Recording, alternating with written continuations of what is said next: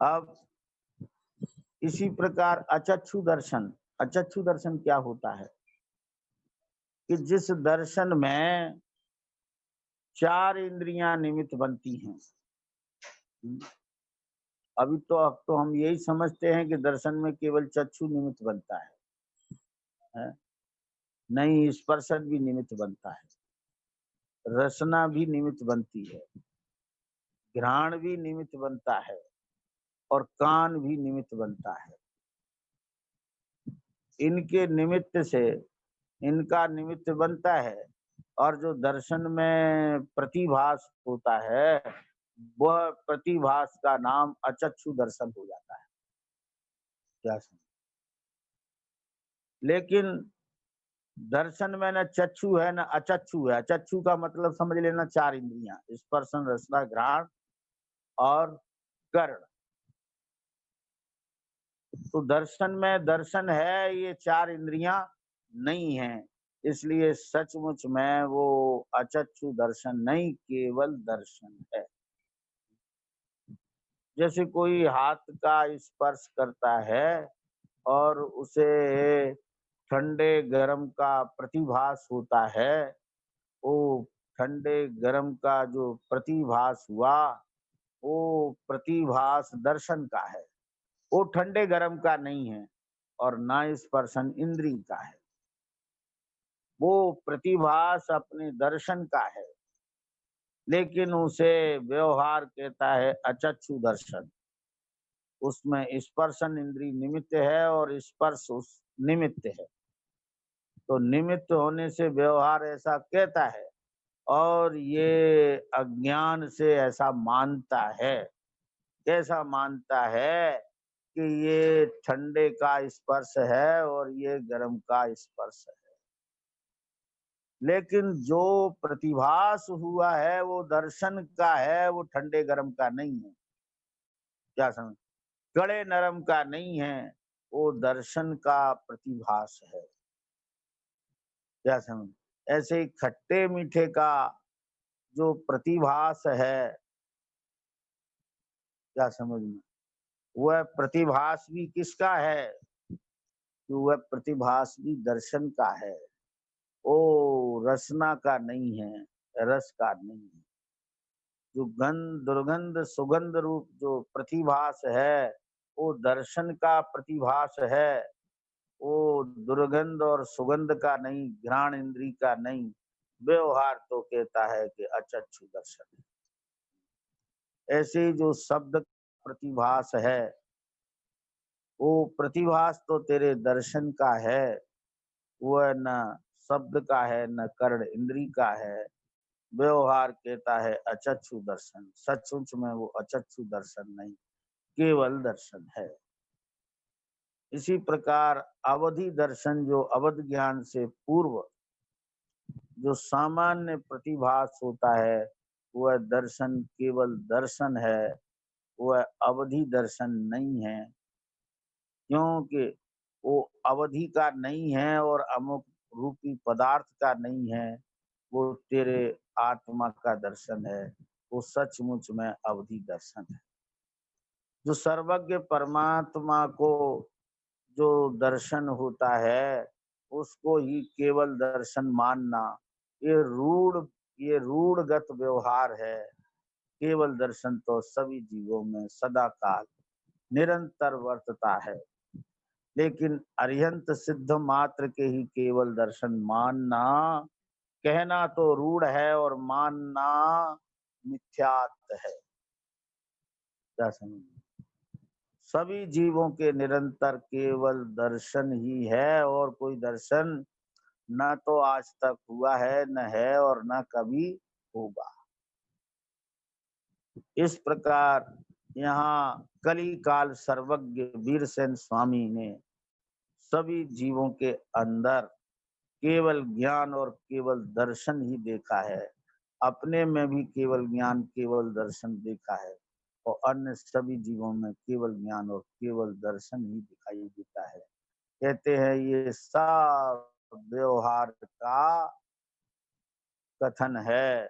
चक्षु दर्शन, अचक्षु दर्शन, अवधि दर्शन, और केवल अरिहंत और सिद्ध में केवल दर्शन मानना, ये भी रूढ़ी व्यवहार है। क्या समझ? सभी आत्माओं में सदा काल केवल दर्शन ही वर्तता है। ये अनादि अनंत एक प्रभा रूप केवल ज्ञान वर्तता है। देखो, अब दर्शन की बात, ज्ञान की बात मुख्यता से की जाती है और दर्शन की बात गौड़ से की जाती है। क्यों? उसका कारण ये है कि दर्शन में भी सुपर प्रकाशकपना है और ज्ञान में भी सुपर प्रकाशकपना है। इसलिए दर्शन उपयोग की बात की जाती है, लेकिन जो विशेषताएं ज्ञान में है वो दर्शन में नहीं है। क्या? ज्ञान में निर्णय होता है, दर्शन में निर्णय नहीं होता। क्या समझ? ज्ञान उसको विशेष रूप से जानता है, दर्शन उसे विशेष रूप से नहीं जानता। क्या ख्याल? ज्ञान स्वयं अनुभव रूप है, वेदन रूप है, ज्ञान उद्यम रूप है, ज्ञान स्वक्षत्व रूप है, ज्ञान ज्ञातृत्व रूप है। ज्ञान में अनंत धर्म प्रतिभासते हैं। ज्ञान में, ज्ञान मात्र भाव में अनंत शक्तियां भासती हैं। एक ज्ञान की कोई अद्भुत क्षमता है। इसलिए ज्ञान को मुख्य करके बात की जाती है, दर्शन को गौड़ कर दिया जाता है। क्योंकि दर्शन में मिथ्या सम्यक निर्णय भी नहीं होता, वो ज्ञान में ही होता है। और ज्ञान सदा अनुभव और वेदन स्व संवेदन रूप है। इसलिए ज्ञान की मुख्यता से यहाँ भी विवेचन है। प्रसंगवश केवल दर्शन की चर्चा आई है। तो मत ज्ञान आदि विशेषों में सदा रहने वाला एक केवल ज्ञान ही है। क्या समझ? कैसे केवल ज्ञान है कि जैसे हिमालय से गंगा सागर तक गंगा एक ही है, ऋषिकेश, हरिद्वार, कानपुर, इलाहाबाद आदि घाट अनेक हैं। क्या समझ? पर आपको पता है कि उन घाटों में गंगा नहीं है और गंगा में घाट नहीं। क्या समझ? लेकिन व्यवहार कहता है ऋषिकेश की गंगा, हरिद्वार की गंगा, इलाहाबाद की गंगा, ये कहना सब उपचार है, व्यवहार है। वास्तव में तो गंगा तो केवल गंगा ही है। जो जल के प्रवाह रूप है उसको गंगा कहते हैं। जो नदी बनी हुई है, जो पुल बना हुआ है, जो घाट बना हुआ है, सीढ़ियां बनी हुई हैं, वो सब कोई भी गंगा नहीं है। जो जल का प्रवाह बह रहा है उसी का नाम मात्र गंगा है। क्या समझना? केवल गंगा है। गंगा जल के शीतपने की हीनादिकता से और घाट विशेष के निमित्त से गंगा के औपचारिक भेद रूप कथन अनेक प्रकार से होते हैं। देखो, जहां से गंगा चलती है हिमालय से, वहां जितना जल ठंडा होता है अगले घाट पर उतना नहीं होता है। क्या समझ?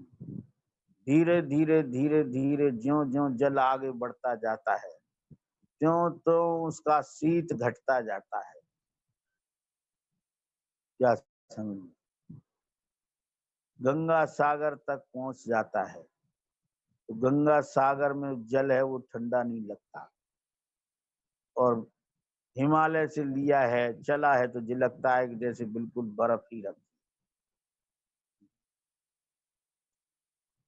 तो वो गंगा का जल है और वो उसकी शीत उष्णता का भेद पड़ता जाता है।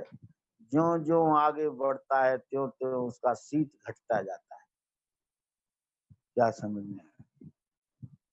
तो इस प्रकार से उसमें घाट की अपेक्षा डालकर और उसके शीत की तारतम्यता में अंतर आता है, तो कहा जाता है ये हरिद्वार का जल ज्यादा ठंडा है और कानपुर का कम।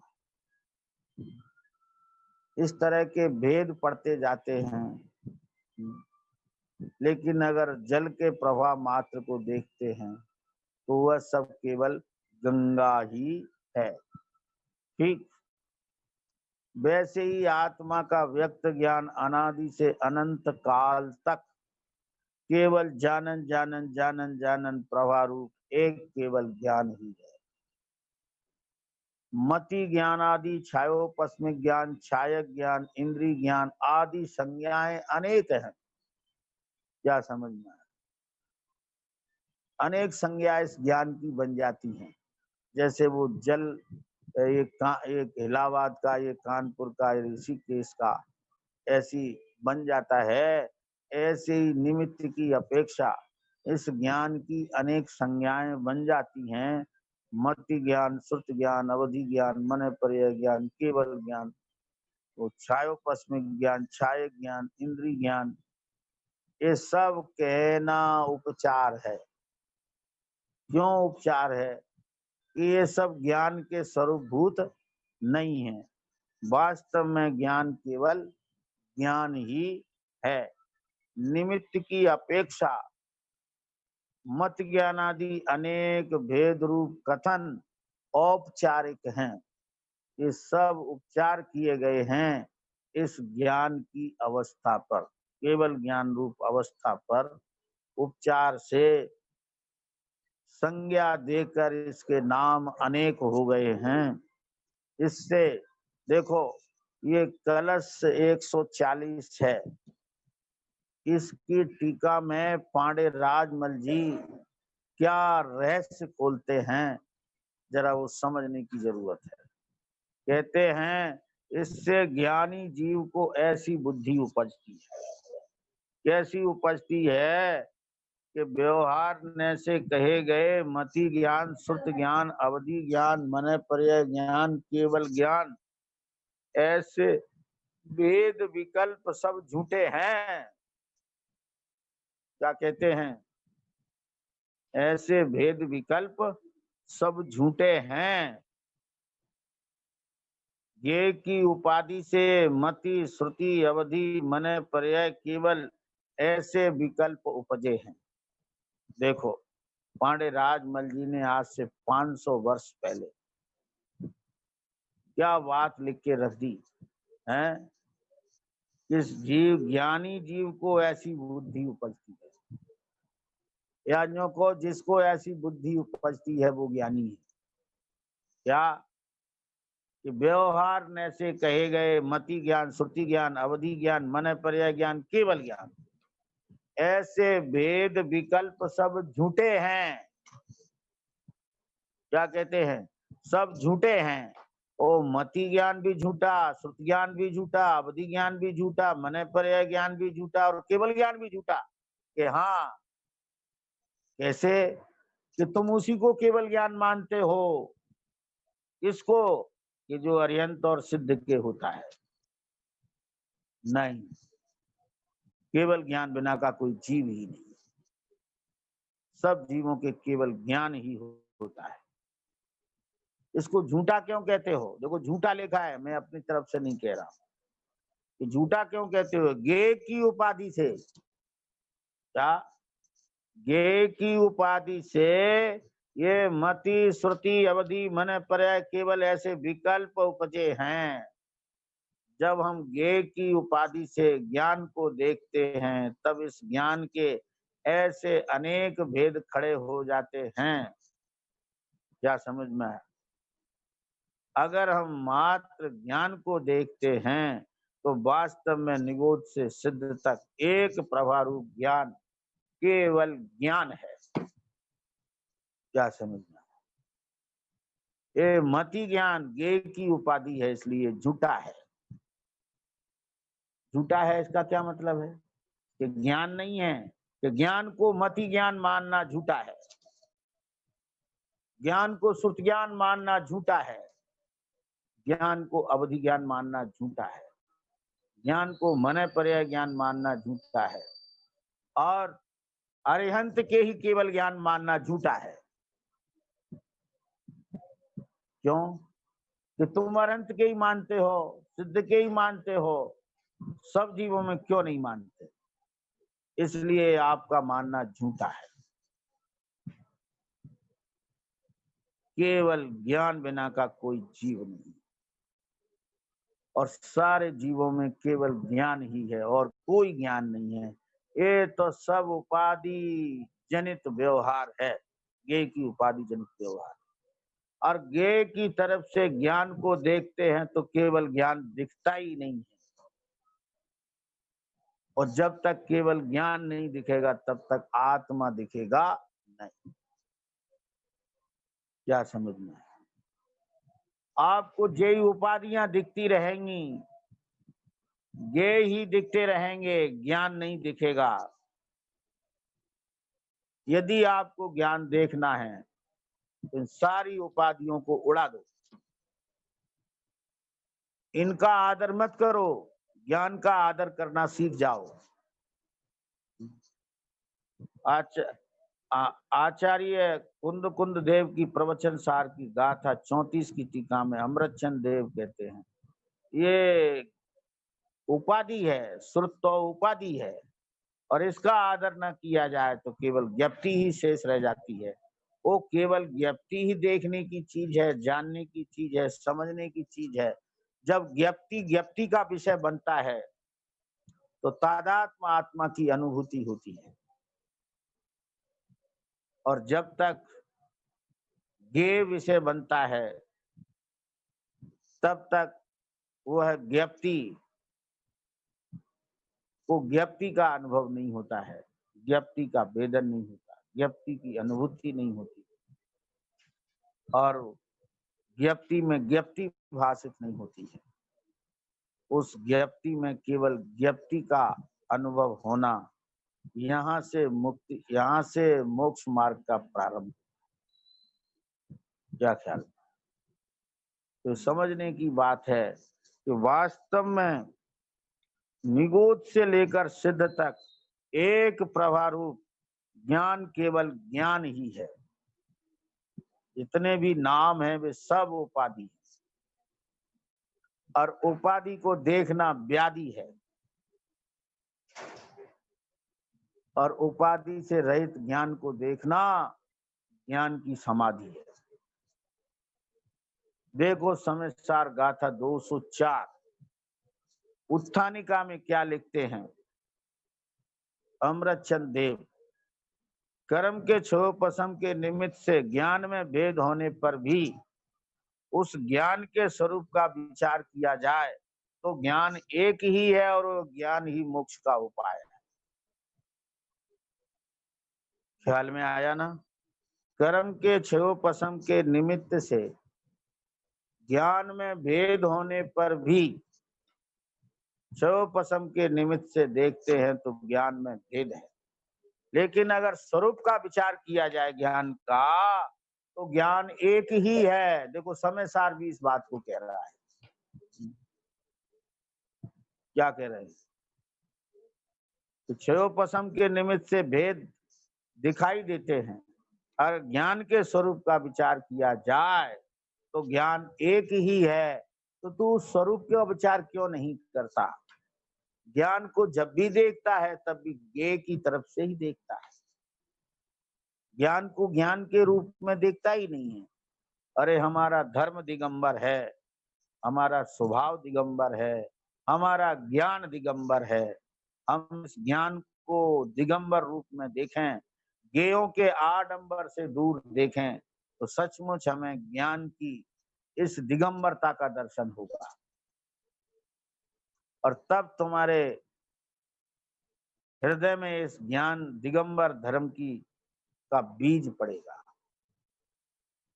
क्या समझ? ऐसा ये ज्ञान का अद्भुत दिगंबर स्वरूप है। उस ज्ञान को ज्ञान के रूप से देखो तो वही ज्ञान फिर मोक्ष का उपाय बन जाता है। यदि ज्ञान को ज्ञेय के पक्ष से देखते हैं तो ये ज्ञान संसार का कारण बनता रहता है और बनता रहा अनादि काल से। ये ज्ञान ने संसार का नेतृत्व किया और ये आत्मा संसार में पड़ा रहा और दुखी होकर चारों गतियों में भटकता रहा। क्या एक गलती, सबसे बड़ी गलती क्या, कि ज्ञान को हमने ज्ञान रूप में नहीं देखा, ज्ञान को हमने ज्ञेयों के पक्ष से देखा, इंद्रियों के पक्ष से देखा, कर्म के क्षोपसम के पक्ष से देखा, लेकिन ज्ञान को निष्पक्ष होकर ज्ञान को ज्ञान रूप में नहीं देखा। ज्ञान को अंबर आडंबर क्रियाडंबर से देखा, ज्ञान को ज्ञान रूप में, दिगंबर रूप में, ज्ञान के ज्ञान स्वरूप को नहीं, केवल स्वरूप को नहीं देखा। इस गलती का परिणाम अनादि काल से ये जीव भोगता चला आ रहा है। यहाँ आचार्य कुंद देव, अमृतचंद देव, वीरचंद स्वामी इस बात की प्रेरणा कर रहे हैं कि तू इस ज्ञान को ज्ञान रूप में देख ले, केवल ज्ञान रूप में देख ले।